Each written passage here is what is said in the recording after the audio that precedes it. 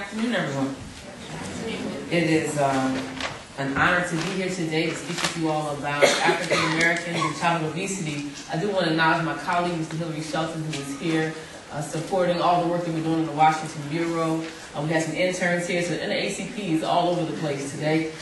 We are really looking at this issue a little bit differently than most. When you think about the NAACP, you understand our history. We've been here for 101 years now, and have really focused in on civil rights and social justice for all those that have been discriminated against. And when you look at issues like health, sometimes it's difficult to grasp that idea of how health can really be a civil rights issue or even a social justice issue. And so the title of this session is A Civil Rights Issue, Childhood Obesity in the African American Community. So next slide. I wanted you to get the context of really what's happening with African Americans and obesity. And this is not just our children. This is African Americans across the country, adults and our children.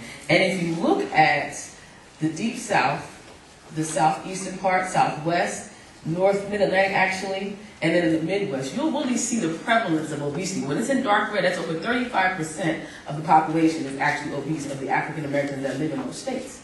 And so this is now literally at an astronomical level. So this is from actually last data of 2008. And if you look at some of the slides that are available, you can look on CDC's website on this. From 2000 to 2010, the map goes from light white to yellow to orange to literally fully red. And if we're not careful, the entire United States will be covered in all red, which means more than 35% of all the states in the 48 and the two in Alaska and also Hawaii will be considered obese states. Next slide. And I always put pictures of kids on our slides because this is really what this is all about. Our future generations. Our First Lady has the Let's Move, Let's Read initiative, and she will be joining us. So if you have nothing to do on July 11th and you want to come to Kansas City, Missouri, come and join us at our national convention. We will be having the First Lady come and address us at 12 noon. Thank you, Hillary. July 12th, excuse me. It's on that Monday at 12 noon. She will be there to address the entire clinic.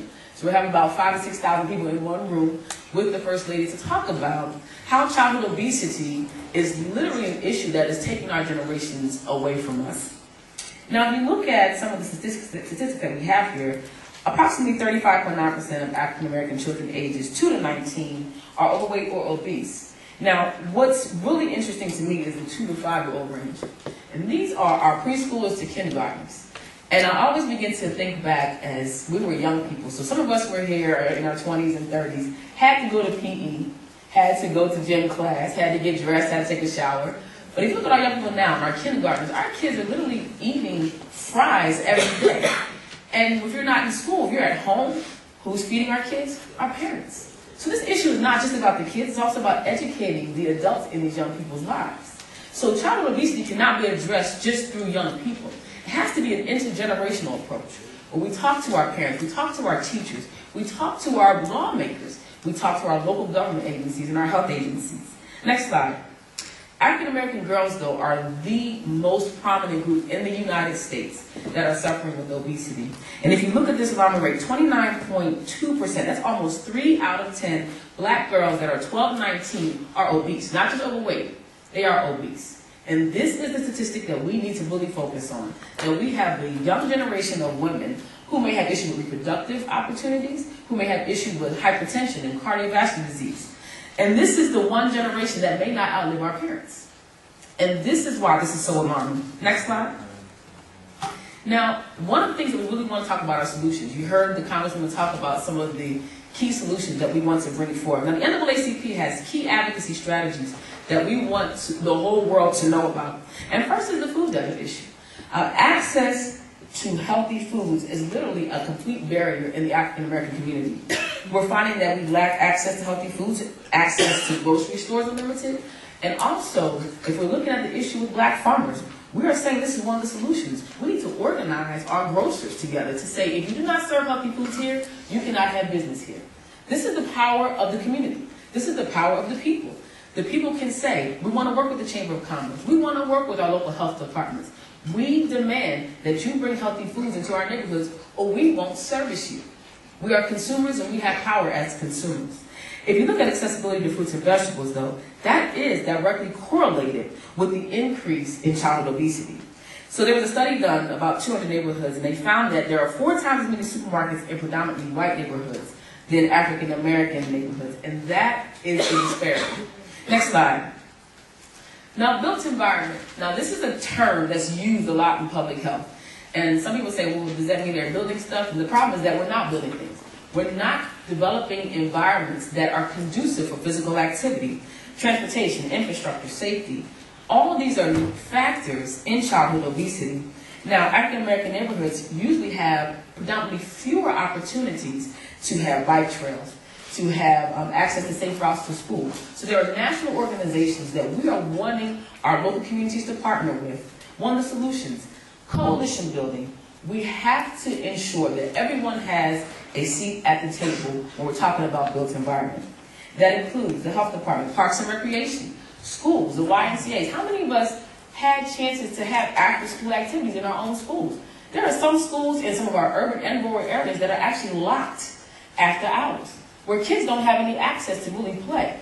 And I'm originally from New Jersey, but I grew up in an urban area where we always had a place to go. There was a Boys and Girls Club somewhere. There was a basketball court on the corner. That's why I'm pretty good now, you know. So it was because we had activity. And now that I'm 30-something, I'm seeing that young people can't even go outside and shoot basketballs anymore because they don't have a safe park. They don't have a green space. They don't have a place to really run around and play. Another solution to this is to incorporate families at the table. We want parents to be empowered. Go to the next slide for me. And this is the school opportunity. Now, African American middle school students, and this is really important, have less access to healthy food at school than their white peers. So what does that mean? That means the meals that they have access to are actually not as nutritious as some of the other schools. Now, how is that correlated? If you're looking at tax revenue, those areas that may be underserved or are underfunded, I should say, have limited access to economic empowerment, then we're seeing that it's literally affected in our schools. We want our school districts, because each district is different. They have food service workers that are required to keep up with the nutritional value based on what USDA has sent down in terms of policies. So we see that there are high fat contents, burger and fry, salad. It's not the kids' fault, because I would have picked the fries too, actually, if we think about it. Because that's what we've trained our young people to see. When they see the arches, we have 2-year-olds. Nuggets, Mom. I want to get nuggets. So this is what we have been training our young people. So if they're in school with the same access to those type of nutritional opportunities, we can't expect them to choose healthy unless we change their mindset and unless we change their system. At the NAACP, we say this: you change systems, you change lives. And that's the way we want to go. Another issue with schools is to address the school board. We want to hold our school boards accountable. So part of it is education.